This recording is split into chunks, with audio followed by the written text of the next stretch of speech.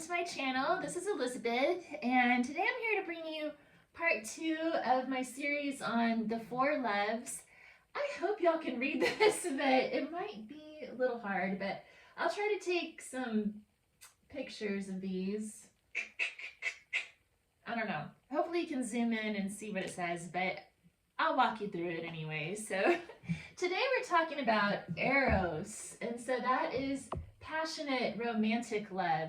Last time we talked about Storge, the natural love between a parent and a child. So Eros and Storge are kind of two sides of one coin. The author C.S. Lewis referred to both of these types of love as like a biological love. You think about it like Eros is like an instinct, right? And you kind of can't control it. And Storge is also very instinctive. So these types of love are biological. They have a lot to do with our neurochemistry.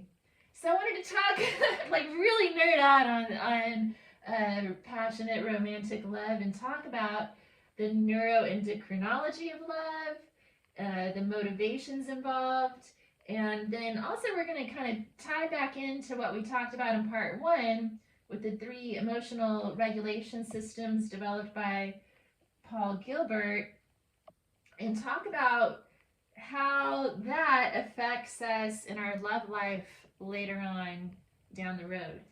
So the neuroendocrinology of love. So this up here, all of this was inspired, or these are basically my notes that I took from a paper by Krishna G. Sheshadri. And it was called the neuroendocrinology of love. I found this on PubMed, on the NIH website, which I love that website. I love PubMed.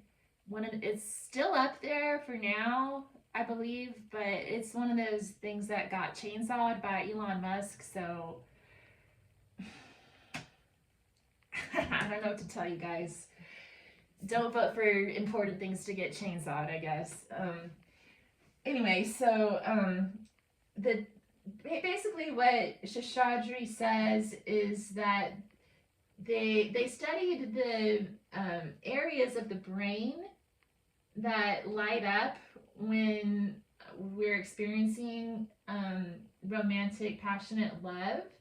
So in the nucleus accumbens, that's when we experience attraction. We first meet somebody. And these are all located near the center of the brain, kind of close to the amygdala. And then there's the ventral pallidum. And so the ventral pallidum is associated with attachment, when we develop those long-term attachments. And so that's kind of where you get addicted to love, I guess. And then, but for the long time, for the long haul. And then this ventral tegmental area is when we're experiencing new love. So that's attraction. And then lust takes place more in the amygdala. So it's more of like that survival type of drive, I guess. So when we're experiencing attraction, we have a different focus. We have different motivations depending on which part of the brain is being triggered, right? So when we're experiencing attraction, we're focusing on selecting partners, and that helps us to kind of narrow down our options, and that helps us to save mating time and energy. So we're like constantly scanning to see like whose score matches our score, right? To see if they're a good match for us. And the chemicals that come into play are dopamine, norepinephrine, and serotonin. So those are some feel-good chemicals that we feel when we actually do feel attracted to somebody. That's when it's a match, okay? And then when we're experiencing lust, the motivation's a little different. You're not as selective. you're just seeking union with any appropriate member of the species. And that involves more like testosterone, estrogen. So some people are not as selective as others, are willing to settle for lust, but others want to like hone in on someone that's a really good match. And then once you develop a relationship with someone, begin to feel attached. And that's how we sustain connections, at least long enough to complete our parental duties. After the baby starts walking, maybe we don't feel as attached anymore. You know, that kind of thing happens. And it's good to be aware of how your biochemistry is affecting you, how your neurochemistry is affecting you in your relationships. You know, it's good to know that, okay, our baby's in preschool now, maybe that's why our feelings have changed towards each other a little bit, right? You know, it doesn't mean you have to to throw in the towel. It just means like it's good to be aware of what's going on, right? And so when we're feeling attachment for someone, then that's when the vasopressin kicks in. So the vasopressin is what gives us that mate guarding energy. It makes us feel jealous and protective of our mate. We also feel oxytocin, the love chemical, and so yeah, that helps us stay attached to our mate. So I also wanted to talk a little bit about the bindus, because the bindu, well, it's not just the bindu, it's the chakras in the brain, okay? Because if you look at these chakras in the brain, they kind of all circle around, and then we've got the pineal gland in the middle, and that pineal gland is really close to these structures that Sheshadri was discussing in the paper. So we have our Sahasrara chakra at the crown, and then Ajna chakra is located in the third eye. Bindu is back in the back of the head. And there's also that Kachari mudra. If you tuck your tongue back to the roof of your mouth, can kind of engage that Kachari mudra. And so if you do a visualization where the energy is rotating around through your head, you're kind of activating all those chakras, and you can also visualize the energy going back into the pineal gland, and that's a way to kind of work with the prana and those parts of the brain where you're feeling less attraction and attachment. And then there's also a tantric practice called the microcosmic orbit, and there's different ways to do this. And there's supposed to be one way for men and another way for women. I think the illustration here is giving us the masculine version. So for men, when you inhale, you visualize the energy going from your third eye down to your lower Tandian. No, sorry, that's the exhale. You're going to visualize the energy going from, on the inhale, you're going to visualize that energy going from your lower Tandian around the base of the body up to the third eye. And then on the exhale, it comes back down to the lower Tandian, the sacral chakra. So from Ajna to the sacral, okay? So on the inhale, you're visualizing that energy going from the sacral chakra around, under the body, around the root of the body, over the head, into the third eye. And exhale, let it cascade down, back into the sacral chakra, okay? Now for women, it's going to be the opposite. So on the inhale, the energy is going to rise from the sacral chakra to the third eye. And on the exhale, visualizing that energy going around the body, back into the sacral. So it's almost like a belt going around the torso and the head. And you can stick with that breath. You can practice this breath with a partner, gazing into each other's eyes.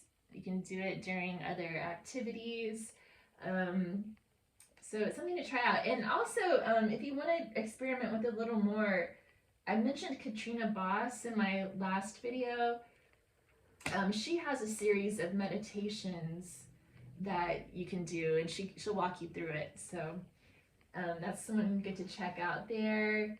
And also, if you go to the I Ching, what is that, like 3,000 years ago, ancient times, they talk about this. It's really cool. They describe it like the sacral chakra is like a lake, and that the mist rises from the lake and then falls back down.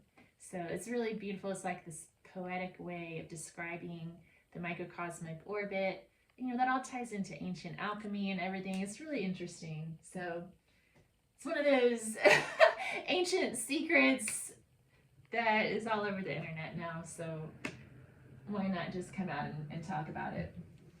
All right, so what else? Oh, someone else, well, I'll talk about her in a second. The next thing I want to talk about is the romantic attachment styles.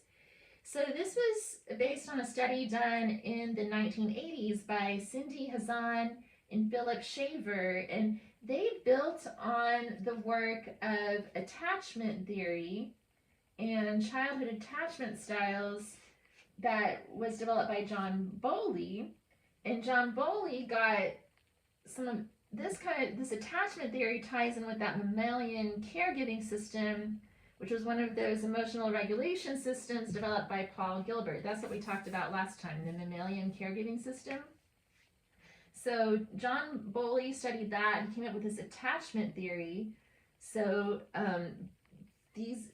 that created our attachment style. So there were like a lot of, I think it was back in the 80s or 90s, there were a bunch of like orphanages in Russia where children were subjected to neglect. It was very sad, and biologists studied them, and they discovered that separation and the neglect caused them to have issues later on in life, developing secure, attached relationships in their romantic life, for example. So that's what this study is about, the romantic attachment styles, Cindy Hazan and Philip Shaver in the 80s. So if we've had trouble in the past attaching to our parents, it can cause us to develop an insecure attachment style. So there's the anxious attachment style, where we have a sensitive nervous system. They struggle to communicate directly with people, and sort of like that passive aggressive behavior, I guess, or you act out when triggered, and they try to make their partner jealous because they're anxious about getting left and they want to have that reassurance, right? And then there's the avoidant dismissive attachment style. And the avoidant dismissive downplays the importance of relationships. They're very self-reliant and they're uncomfortable with intimacy. So when you start to develop intimacy, they pull away. So a lot of these avoidant dismissives are out there, you know, experiencing lust and seeking union with any appropriate member of the species. They feel the testosterone and the estrogen in their amygdala. They're going back and forth between threat and drive. But once you get into the soothing drive and you start to develop that oxytocin, that intimacy, they pull away. And then there's also the avoidant fearful attachment style. So the avoidant fearful style is dependent in relationships, and they strongly fear rejection. They've got low self-esteem and high anxiety. So when we talk about codependence, that's what's happening here. So a lot of times it's, you know, these insecure attachment styles kind of go back and forth with each other as well. It's when we just develop those narcissistic, empathic, codependent relationships. And this is like a huge problem with our society, y'all. Like I did that whole video about the twin flame thing, and this is another way of explaining that, you know, in my mind. Like the twin flame runner and chaser dynamic is like, you know, a new age spirituality paradigm, uh, viewpoint of looking at these types of relationships. But another way of looking at it is that these people have insecure attachment styles and they're involved in codependency. So psychologists kind of have a different way of looking at it, right?